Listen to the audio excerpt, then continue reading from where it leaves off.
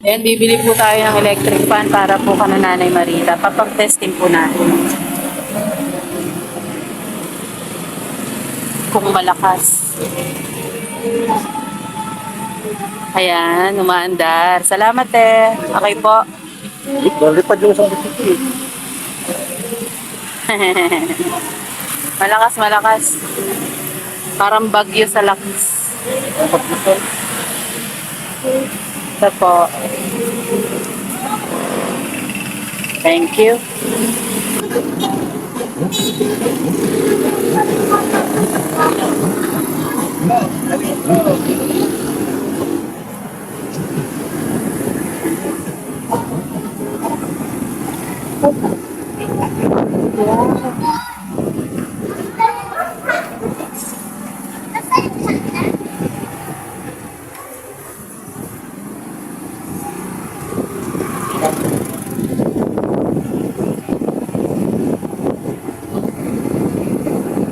Very good, Jonathan ah.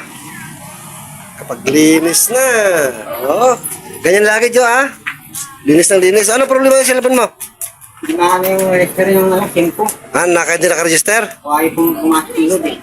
Bumili ka ng SIM? Yung token district. Ano SIM mo? Token text. Very good si Jonathan, very good. Magbabago na talaga. Ayan ta na, para walang masabing kapitbahay ha. Araw-araw, ganyan. Sipag na po na Jonathan mga kapams. Tulad po ng pangako na Jonathan na magbabago na siya, maglilinis siya sa mga lagi. Yan po, tinutupad na po niya. Nagmerienda na ba kayo? Ano may narienda nyo?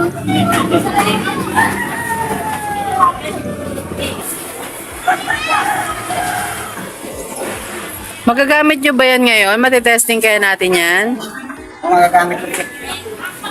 Hindi, ibig sabihin matitesting nyo ngayon? Testing ko namin ito. Hindi, ngayon. Wala pa, no? Wala pang kuryente. Hindi na tayo nila sa loob eh. Ah, sige. Hintayin na lang natin yung may-ari. Sige. Okay na yan, isasaksak lang. I-check mo, tanggalin mo sa plastic. O, pagdamutan mo yan, ano ha, Jo, para sa inyo yan ni Nanay.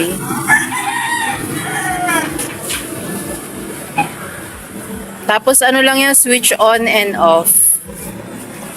Sige, check mo kung saan mo siya isasabit.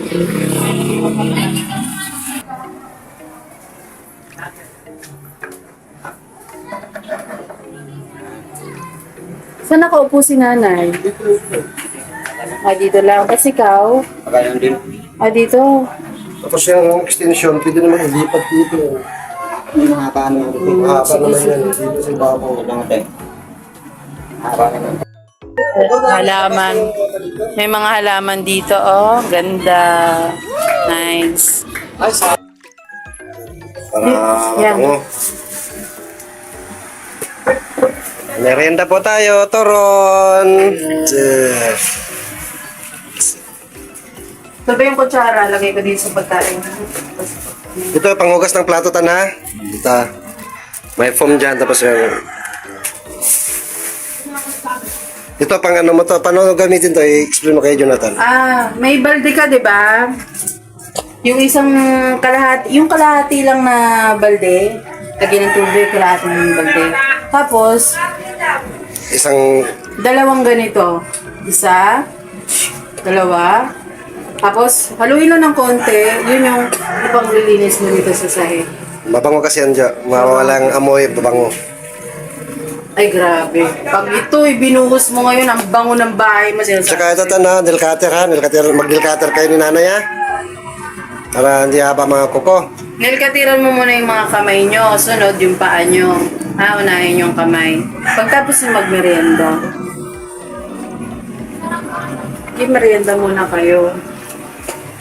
Tsaka yung pag dito kayo sa bahay tan, yung mga ilaw na hindi ginagamit, patayin mo ha.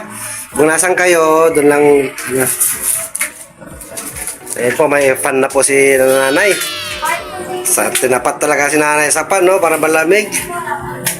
Yan na po, yan po kakayahan po natin. Pero at least malaking pakinabang po yan sa kay Nanay Marita. Linisan tayo ni Nanay. Malamig po yan. Linisan niyo pareho. Linisan niyo, ha? Sarap, Nay. Yoy. Yung mga basura mo, tipunin mo sa isang plastic, ha, Jo? Ano naman isa?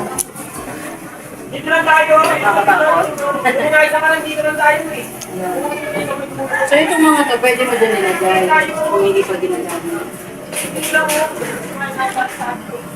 Para hindi siya nakasama sa pagkain. Mga amoy kasi pagkain mo. Alam naman natin, papasok na sa trabaho. Pero huwag kang mag-alala, hindi naman kung mapapasok na sa trabaho, mawala na kami. Anytime, andito lang kami, titingin din kayo sa inyo. Kung may kailangan kayo, alalay pa rin kami, ha? Huwag mong isipin na kung may trabaho ka na, papayagan ka namin. Basta alalay pa rin kami. Tsaka congrats, may cellphone ka ng maganda. May wheelchair ng maganda si nanay. May bahay na yung matutuluyan at may trabaho ka na. Napakagandang regalo sa inyo yan. Ha? Sa may pagtulungan siyempre ng mga muna sa tulong ng Diyos.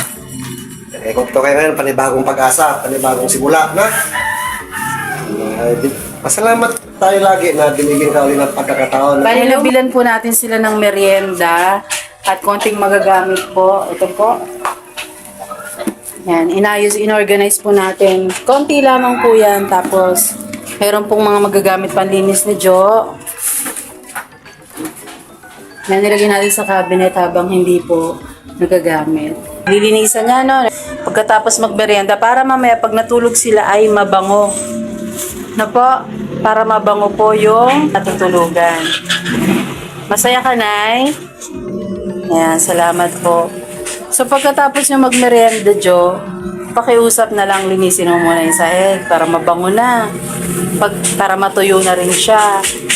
Pagkatapos, papakisuyo ko sa ito. Makadiskarte ka pa uli sana ng isa pang sako. Hindi, wag yung tulugan mo. Kasi yung isang sako na yun, dun mo ilalagay yung mga labahan mo. Wag mo itatambak dito sa lamesa. Ang lamesa ay kainan ninyo. Eto, malilinis ba yan? Mga damit? Pag pwede, kalalabak lang yun. Saan kaya ilalagay yan? Mga malilinis. Dito pa. So kailangan mo nang lagay ng malinis sa damit. Pero may extra ka pang sako kung sakali? Sige. Para naman sa malinis na damit. Tapos, ilalagay mo dyan sa taas yung hindi madudumihan. Sige. Lahat ng malinis. Ayan. Sinesegregate po natin yung madumi sa malinis. Yung mga nalabhan po ni Jonathan. O, yan. Lagi mo nang ganyan ng gagawin dyan, Separate ang malinis sa marumi. Sige. Malinis yan. Huwag dyan sa lamesa, doon natin lagay sa loob. Saan mo kaya pwedeng ilagay? Yan. Kuha-kuha ka lang ng isa. Okay. Ito, ano itong nandito, be? Ito yung nabate. Marumi? O, lagay natin sa labahan, be. Okay. Kasi mula step by step lang hanggang sa masanay ka. Dito, be, sa ilalim, sabi mo. Malinis yan? Okay. Sarap, Nay.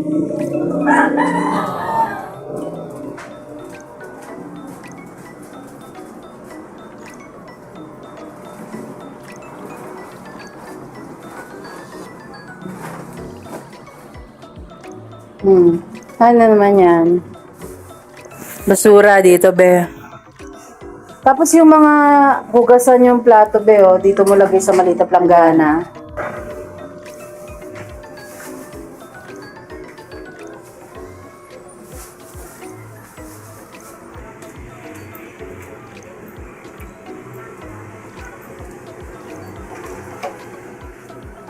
Ayan.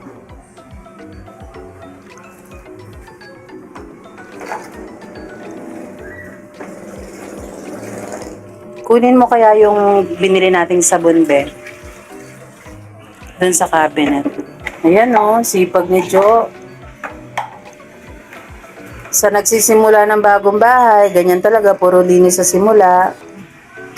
Yan. Pasasambat Sa sunod, masasanay na rin si Kuya Jonathan. Diba, Jo? Diba? Simpleng buhay. Linis-linis. Magtrabaho, kakain, matulog. Ganun. Bango, no? Ng sabon. Jo, hindi ka pwede magkasakit. Ingatan mo ang katawan mo. Kaya wag ka magpapalamig ng likod mo. Wag kang matutulog sana sa sahig. Dahil may papag ka dun sa loob na. Ayan, tatapusin na lang po yan ni Kuya Jonathan. At tingnan natin. Ipapaayos pa natin yung ibang side ng bahay. Hingi tayo ng tulong kay Kuya Jo para alam niya yung gagawin niya sa susunod. Yan. Diyan mo lagi lalagay yung mga ha? Hindi Lagyan mo ng isa. Sige. Dalawa. Isa pa. Isa pa. Okay. Okay. Okay na. Huwag ipagsasama ang pagkain sa hindi pagkain. Yun. Buhusan mo na yung kailangan mong buhusan na mabaho. Tapos, titing-tingin mo siya, kukuskusin mo ng ting-ting. Dito lang ba o kasama sa loob? Dito lang? Okay. Okay, okay. Sige.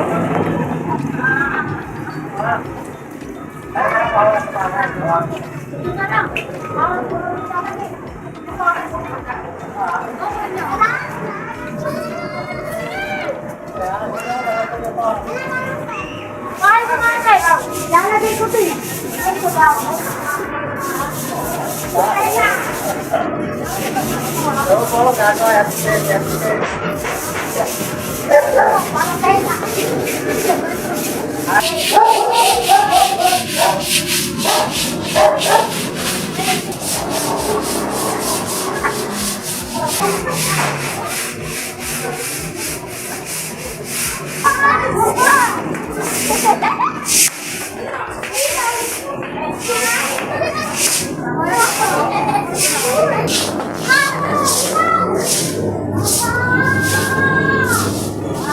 Angat mo ba yung balde? Yung ilalim ng balde, sama mo na.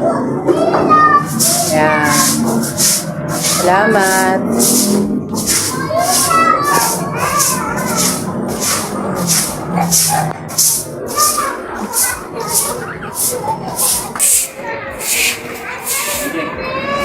Nice, Jo.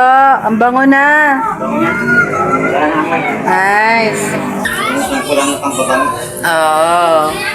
Nagkabang basa ng Diyos. Oo, correct. Diba? Mabisa pa yun. Oh, diba? Ang bango na ng bahay nila. Yay! Ayun oh, maayos na. O Jo, tutuloy na kami ha. Okay.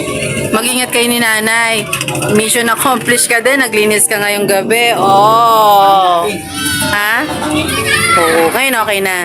Bango na ulit. Oh, hintayin mo munang matuyo bago mo ipasok si nanay ha. Walang problema. Babalik-balik naman kami rito. At good luck sa bago mong trabaho. Ha? Sige, bye-bye. Ingat kayo. God bless. Ayan, tatapon po natin yung basura na nilinis si Kuya Jo. Bye, Kuya Jo. Bye-bye na.